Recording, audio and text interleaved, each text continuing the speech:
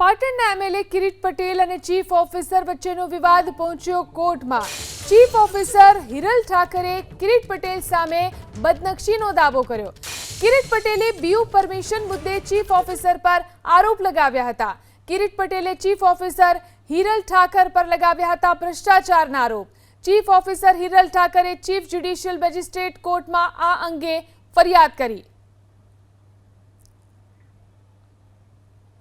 તો પાટણના MLA Kirit Patel chief officer વચ્ચેનો વિવાદ કોર્ટમાં હવે પહોંચ્યો છે। ચીફ ઓફિસર હિરલ ઠાકરે કિરીટ પટેલ સામે બદનક્ષીનો દાવો કર્યો છે। કિરીટ પટેલે બીયુ પરમિશન મુદ્દે ચીફ ઓફિસર પર આરોપ લગાવ્યા હતા। તો આવો સાંભળીએ કિરીટ પટેલે શું આરોપ લગાવ્યા હતા। પાટણના ચીફ ઓફિસર જે રીતે કાચંડાથી પણ વિચિત્ર છે, વારંવાર એ કલર બદલે છે અને પોતાની જાતને નિષ્ઠાવાન હોવાનો દાવો કરે છે।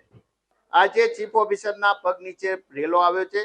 આજે કલેક્ટર શ્રીએ સૂચના આપી છે કે જવાબદાર સામે પોલીસ કાર્યવાહી થવી જોઈએ અને ખોટી રીતે કોઈ પણ સરકારી અધિકારી પબ્લિક સર્વન્ટ તરીકે કોઈને ગેરકાયદેસર લાભ કરાવવાના હેતુથી ખોટી મંજૂરી આપે, કાગળ ઉપર ખોટું કરે તો એ ફોજદારી ગુનો બને છે।